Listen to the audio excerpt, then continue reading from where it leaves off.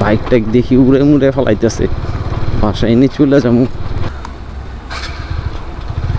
আসসালামু আলাইকুম, চলে আসলাম আরও একটি ব্লগ নিয়ে আপনাদের সামনে। ওরে বাবা রে বাবা, দেখেন কি অবস্থা। আমিও বের হয়েছি, আবার মেঘও আসতেছে, বালু টালু সব উড়ে টুড়ে যেতেছে বাতাসের মধ্যে।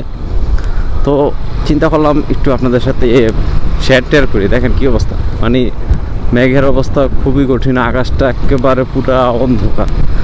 তো এর মধ্যেই একটু ব্লগ ট্লগ না করলে কি হয়, চলে আসলাম আরও একটি নতুন ব্লগ নিয়ে আপনাদের সামনে। আজকের ব্লগটা একেবারে অন্যরকম দেখাই যেতেছে। মানুষের মানে কমন সেন্স জিনিসটা এখন বর্তমানে কমে গেছে। কিছুদিন আগে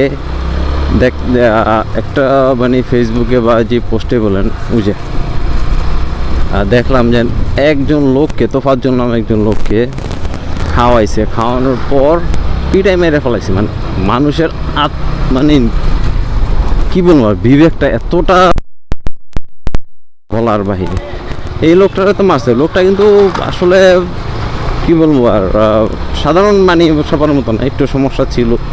আর এমনিতেই তার মা বাবা ভাই বোন কেউ নেই, সে একজনে ছিল। তোরা যে মারলি কোন হিসাবে মারলি? আচ্ছা মারছস বালা কথা, একটু একটু করে ছেড়ে দে না। মারতে মারতে মারতে মারতে এমন অবস্থা করছে, পায়ের মাংস বাইরিতে বাড়িতে মানে ছুটে ফেলছে, এমন অবস্থা করছে। তারপর মেডিকেলে নেওয়া হয়েছে, মেডিকেলে নেওয়ার পর ওইখান থেকে মৃত ঘোষণা করে দিছে। এই কী অবস্থা রাস্তার, আল্লাহ আল্লাহ করে যাইতে পারলে হইব জায়গা মতন। তো এই হচ্ছে দেশের পরিস্থিতি। আসলে এগুলো যেন কোনো ভালো মানুষের কাজ আমার মনে হয় না। তারপরে সংবাদের যখন এই আপনাদের টিভিতে নেওয়া হয়েছে, মানে এই যে সাংবাদিকের সামনে যখন নেওয়া হয়েছে, তখন সে বলতেছে যে আবেগে সে এরকম কাজ করছে। তুই যেমন তোর আবেগটা কি, মানে তুই এতটাই আবেগ সম্পূর্ণ মানুষ হয়ে গেলি, আর কেউ নাই তোর মতো। তার সাথে তো আরও ছিল, অনেকেই ছিল। রে এই অবস্থা, বাইকটা দেখি উড়ে মুড়ে ফেলাইতেছে, বাসায় নিয়ে চলে যাবো। যাই আল্লাহ ভরসা, বাইকের এমনি তেল নাই, তেলও ভরতে হইব। তো আমরা যতটা কষ্ট পাইছি, আরও অনেক মানে মানুষ মারা গেছে অনেক। যখন এই ছাত্রদের একটা আন্দোলন ছিল, তখন ঘুম টুম অনেক কিছু হয়েছে। তো তাদের প্রতিও কিন্তু আমাদের একটা অনুভব আছে, যে মানে ভিতরে ভিতরে একটা খারাপ লাগে।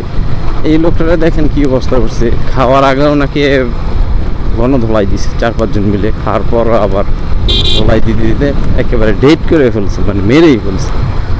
তো এই যে মানুষটা মারা গেল, আর আপনারা একটু চিন্তা করেন, যখন ছাত্র আন্দোলনগুলো হয়েছে, কেউ পা নাই, কেউ হাত নাই, কেউ নাকের একদা গুলি গেছে, মধ্যে গুলি গেছে, একজন ঘরের বাচ্চাকে মেরে ফেলছে, তাদের অবস্থাটা একটু চিন্তা করেন, কতটা নির্দয় ছিল এই পুলিশগুলা।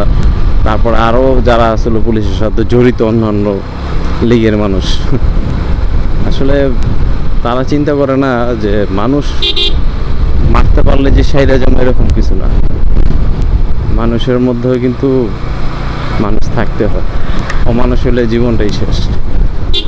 যাই হোক, আমার আসলে বাইক ব্লগ নিয়ে আলোচনা করি, এগুলো বলতে গেলে নিজের কাছে অনেকটা খারাপ লাগে, মানে বললে শেষ করতে পারি না এক কথায়।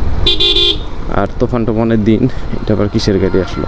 ও, এটা হইতেছে সম্ভবত নেটের লাইন ঠিক করে ওই গাড়ি। তো বাইক তো দেখতেছেন, বাইক নিয়ে টুকটাক প্রতিদিন আপনাদের সাথে কোনো না কোনো ব্লগ হইতেছে। প্রতিদিন না, তো মাঝে মাঝে একটু ঘ্যাপ ট্যাপ যায় এই আর কি।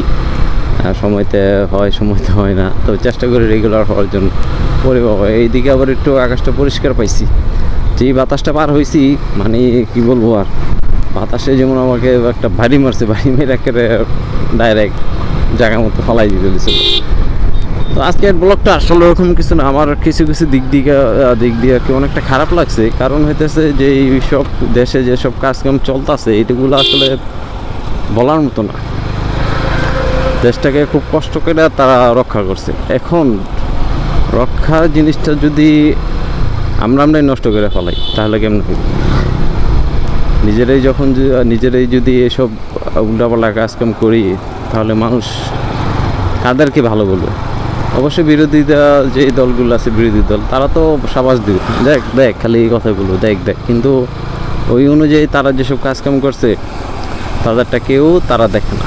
তারা তো চিন্তা করে এখনও তাদের দল অনেক হাই লেয়ার্স হয়ে আছে, মানে উপরে লেভেলে আছে, দেশে আসবে নাকি 26 তারিখে যেন কী খেলা হবে এটাই আমি বুঝতেছি না, সাইডও নিতে পারতেছি না।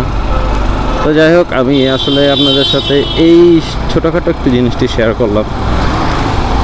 আর ব্লগে তেমন কিছু বলার ছিল না, কারণ মন মানসিকতা অতটা ভালো পাইতেছি না যে একটা কিছু বলবো, ওরকম ভালো পাইতেছি না এক কথায় বলতে গেলে।